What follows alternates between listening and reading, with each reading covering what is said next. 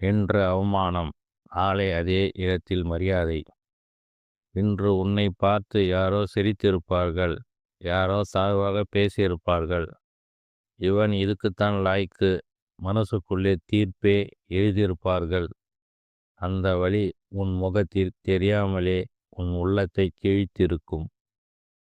கேள், இன்று அவமானம் நாளை அதே இடத்தில் மரியாதையாய் மாறும். ஒரு காலத்தில் நீ தொலைந்திருந்தாய், எதுவும் சரியாக போகல. உன் முயற்சி எல்லாம் சுவரில் அடித்த பந்து மாறி திரும்பி திரும்பி உன்னையே தாக்கியாச்சு. அப்ப உன்னை புரிஞ்சிக்க யாரும் இல்லை. நீ பேசினா கேட்க யாரும் இல்லை.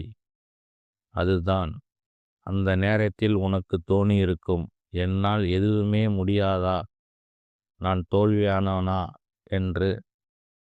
இல்லை, நீ தோல்வியாளன் இல்லை, நீ சாதனையில் இருக்கிறவன். அதுக்கு புறம் உன் வாழ்க்கை உடையும், நம்பிக்கை உடையும், உறவுகள் உடையும். உன் தன்னம்பிக்கை சின்ன சின்ன துண்டுகளாக சிதறும்.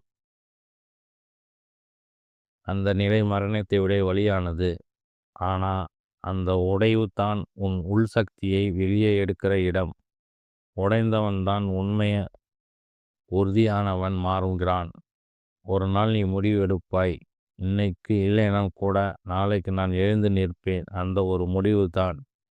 அப்ப உனக்கு கை தட்ட யாரும் இருக்க மாட்டாங்க, உன் முயற்சி யாரும் நம்ப மாட்டாங்க.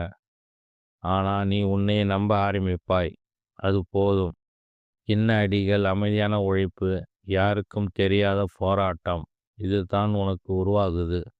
நினைச்சுப்பார், இன்று உன்னை அவமானப்படுத்திய அதே இடம் நாளை உன்னை பார்த்து மௌனமாக நிற்கும். இன்று உன்னை தள்ளியவர்கள் நாளை உன் உயரத்தை பார்த்து தலை குனிவார்கள். அப்போ நீ சத்தமா பேச மாட்டாய், உன் உயரமே உன் பதிலாய் இருக்கும். நினைவில் வை, அவமானம் நிரந்தரம் இல்லை, தோல்வி உன் அடையாளம் இல்லை, உன் கதை இன்னும் முடியல. இன்று உடைந்தவன் நாளை அதே இடத்தில் மரியாதையாக நிற்பான். நீதான் அந்தவன். அமைதியாக உழை, உறுதியாய் நில். நேரம் வரும், அப்போ உலகம் சொல்லும், இவன்தான் திரும்பி வந்தவன்.